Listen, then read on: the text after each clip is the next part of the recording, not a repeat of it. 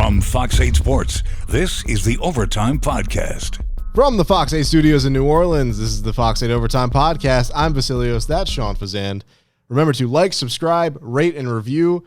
You can find us wherever you listen to and now watch your podcasts. And you can see we got kind of a new look going today. We do. Welcome into another edition of the Fox 8 Overtime Podcast. Be sure to like, subscribe, share, all that good stuff. If you're watching us on YouTube, if you get this podcast in the audio version, be sure to download, subscribe, all that stuff wherever you get your podcast. So you might be wondering what's going on in here today. This is where we normally tape our podcast, but usually we have a green screen behind us, and you kind of get that Fox 8 Overtime digital feel to it. That was never the goal of the look of this podcast. We're getting closer to where we want to be. We're not there yet, but we have, obviously, as you can see, lost the green screen, put a couple chairs in. This is not a finished product, but it is a step in the direction we're going to give it a little more of a cozier podcast look as we break down another podcast here on the Fox 8 Overtime Podcast. Still, big day yesterday, Tuesday, depending on when you're listening and watching this podcast. The Saints OTAs, number one, came, went. We were there. I was there. I saw quite a few different things. And frankly, I'd like to talk about it today. What about you? Yeah, I'm curious to hear what you have to say. It was a lot. There was a lot because it's the first chance you get to see these guys on the field for the first time.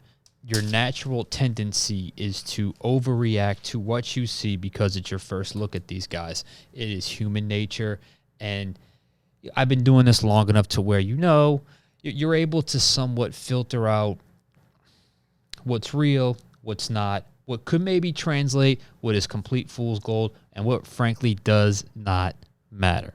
So, in saying that, the number one thing we were all looking at was number 4, Derek Carr, the Saints' new starting quarterback. Before I go there, though, because I thought he had a decent day, I thought he had an interesting day, I want to talk about that.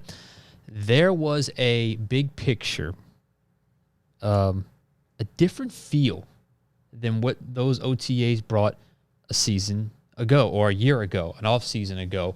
When you talk about the state of the Saints during OTAs, there was a different energy. There was different attendance.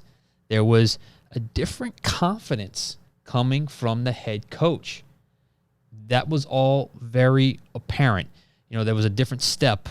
There was a little more livelier. Last year, I keep going back to this. There was this weird, stale, in-between overhang from the previous administration, the previous head coach, to a new coach who was a defensive coordinator that I'm not quite sure was comfortable getting out in front because a lot of those guys saw him in one way, and now he's trying to figure out his new role to the same group of guys. I think that took him some time to figure out, and I think that was probably an underlying theme throughout the season that was under-discussed, but I think now he has found himself. He's got a quiet confidence about him. He doesn't have the bravado of the previous head coach, but you can see it, the way he's talking, the energy. I think there's a different feel, and you can tie all of this, the uptick in energy, the livelier nature, the difference in attendance, and the difference in confidence in the head coach. If you want to tie it to one man, you can. It's Derek Carr. Yeah. It's Derek Carr. The presence of a new starting quarterback that everyone knows the franchise believes is their guy. It made you realize just how much they missed that feeling. It's there. And I know it's only been one practice, but you can't deny the aura that you feel when you go out and watch the New Orleans Saints practice now than where they were a season ago, where you had Jameis coming off of an injury, wasn't doing everything. You had Andy Dalton there who was brought in to be the backup, even though he became the starter. I'm not sure their actions told you they were never fully behind Jameis because they went after another quarterback last year before bringing him back. So there was a weird, is this the guy? Are we all in? Are we confident? And obviously they were not. With Derek Carr, they are. They are very confident in what obviously he can bring to the table. And I'll just say this. I watched every play he was involved in. I watched his body language. I watched a lot of him yesterday, and I got to tell you, he had a decent day. 7-on-7 and on team, the ball didn't touch the ground. He went 8 of 8. A lot of base stuff, a lot of first and second down, a lot of first level throws, 0 to 10 yards from the line of scrimmage, one second level throw, and one deep ball. We'll get to that in a second. But the thing that struck me was how much conversation he was having before and after plays. Every time he was on the field, it was a lot of discussion with the guys running the plays, the coaches, after the play, what he saw. A lot of times he was talking to Jameis about it, to Pete Carmichael. He is obviously in a new situation, a new organization, new city, new team, doing things completely different. And it's almost like he's trying to speed up the learning curve and going through every possible scenario he can as quickly as possible to work through it with his guys. I asked him a question in the press conference. I said, is this where the chemistry starts? He goes, this is where it starts. This is why I throw the ball down the seam to Juwan Johnson. This is why I throw a deep ball to Chris Olave, let him go get it. And he said, right now, I'm just asking a lot of questions. You saw that. There was a lot of discussion. Basically, he's talking through everything. He's verbalizing everything, getting everyone on the same page so everyone is speaking the same language. And that's a great sign. Great sign that there's no such thing as a bad question. And if Derek Carr is asking all of those questions, then you know you've got an inquisitive mind. You know you got a guy who likes to process all kinds of information, and you know he's going to make the right decision when the time comes. Or at least you know he's trying to get to the right decision, because there's constant communication between, quarterback, O-line, receivers, coordinator, all that stuff that makes a play a success or not. So let me just say that kind of aura, that kind of intangible, that kind of energy was missing, and you don't realize how much you missed it until you see it again. And that was, to me, the number one takeaway that I saw. There was a different flow, a different energy, and, frankly, it came from the new starting quarterback that I think filtered throughout the rest of the team, because it was a little livelier. It was different this year, at least at the first OTA, than it was a season ago. Look, like I said before, he had a good day, decent day. He'll tell you it does a lot to work through, and they're still getting – you heard a lot about language. They're still getting to that they got to speak the same language. Different terminology means different things in different systems.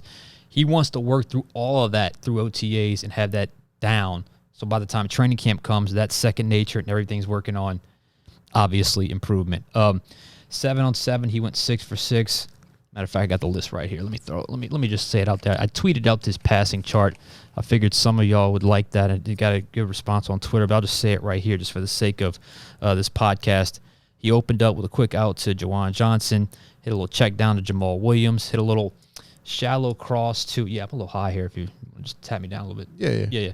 A little shallow cross to Chris Olave, and it was a great play because Olave was kind of under a bunch formation, got the ball.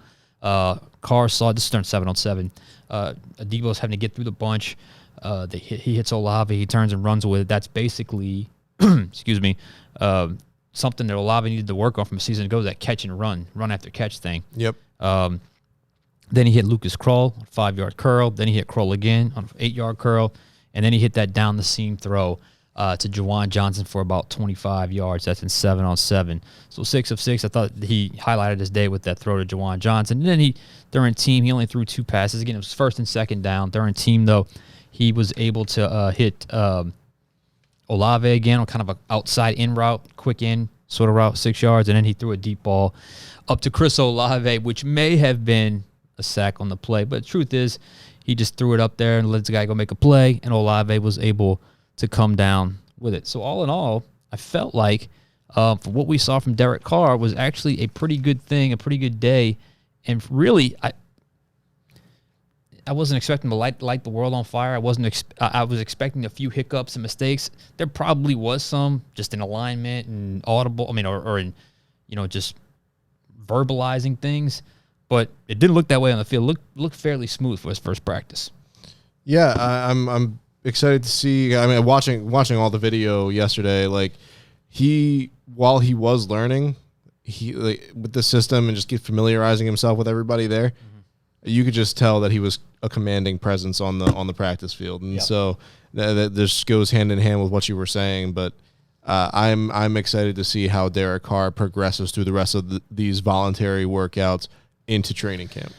And it's amazing how it settles the organization when they have that. When you don't have that, you're a little wobbly, you're a little shaky. But when you have that guy, regardless of where you're at in other spots, it just settles everything in the rest of the organization. And he does have that presence. I think it's a great way to put it. He has that presence where people kind of gravitate to him. I think it's his natural personality, but also on the field, he's earned it in terms of just what he's able to do, the way he carries himself, and the success that he's had on the field, and success that I think, well, at least the Saints hope he will bring to the Saints, I guess, in this 2023 season. So I think Derek Carr, his debut, it was a good thing to see.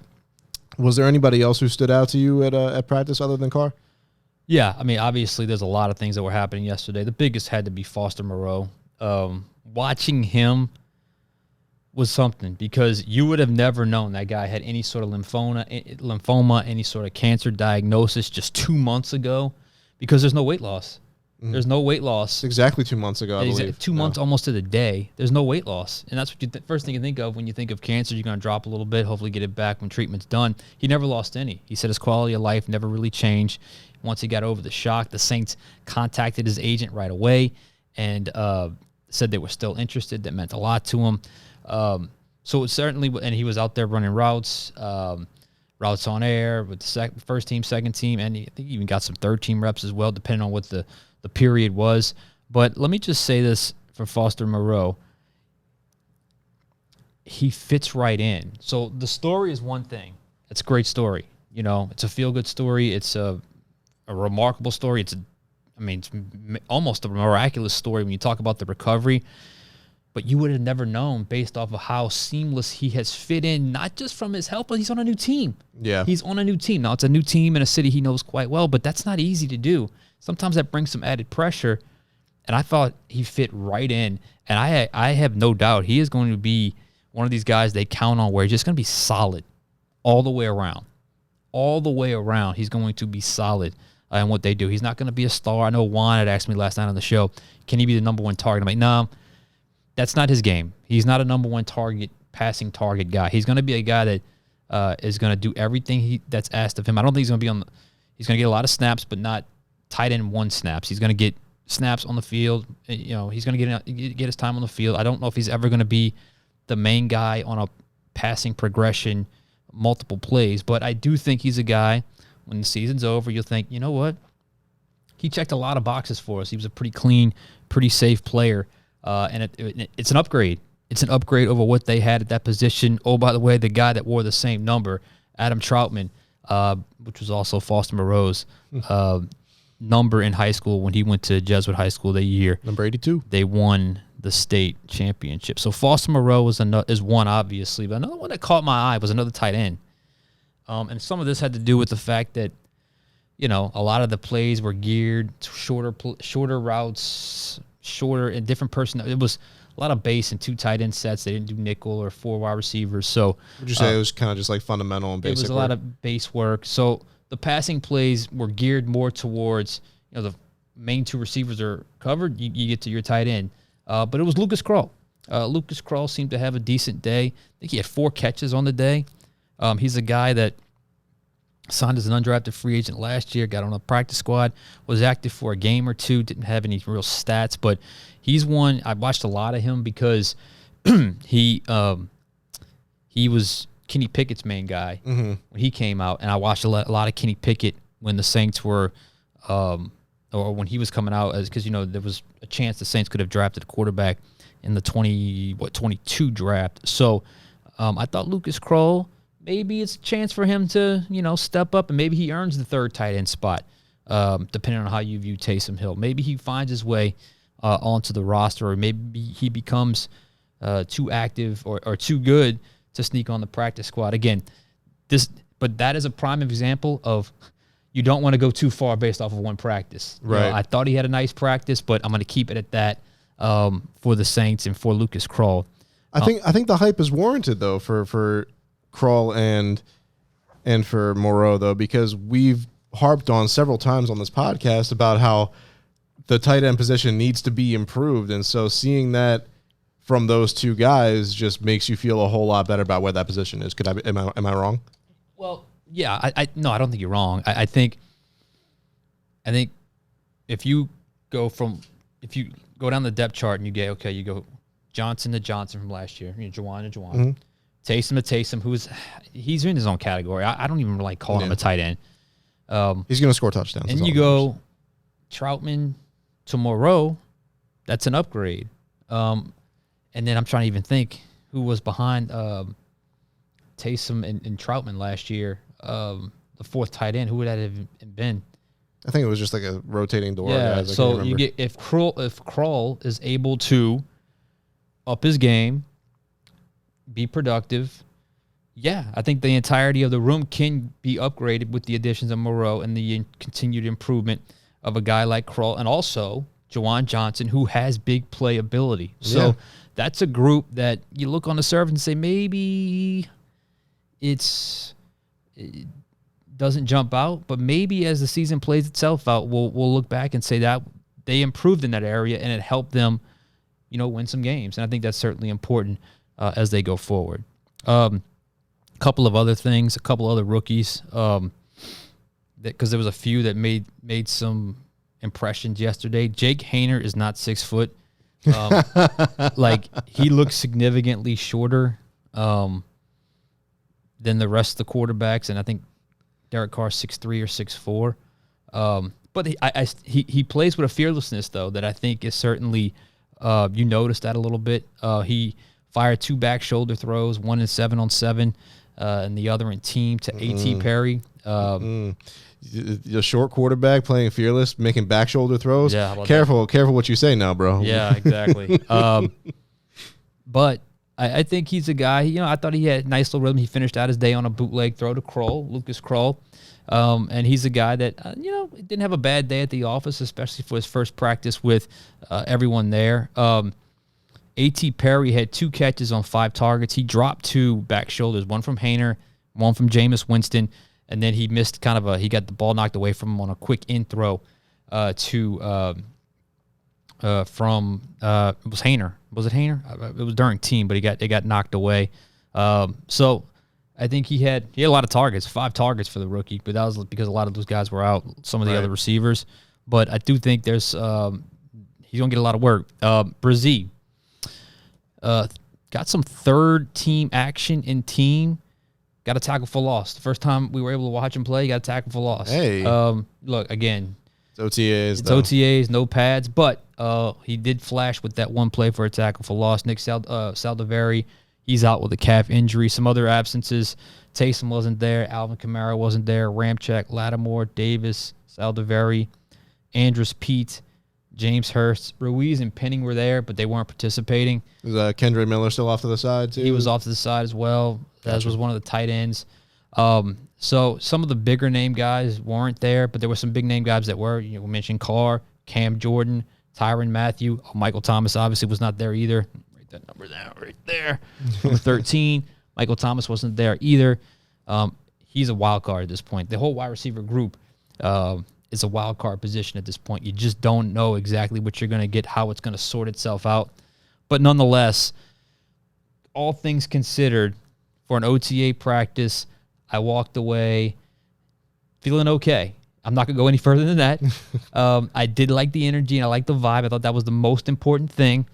But overall, you check that box and you move on to next week. As I said, there's an OTA today we can't see. An OTA on Thursday we can't see. Then next week, the Tuesday availability is open again, the first practice of the week. Yep. So that'll be the next time we were able to see the black and gold, and we'll see if there's any new guys in attendance, and also, are there any new? Is there any sort of other player that jumps out and has a decent day at the office? So all in all, good start to the offseason program. All right, and that's going to do it for us today. But thank you guys so much for tuning in. Remember to like, subscribe, rate, and review. Share on all platforms. You guys can find us wherever you listen to and now watch your podcast For Sean Fazan, I'm Vasilios. This has been the Fox 8 Overtime Podcast. We'll catch you guys next time.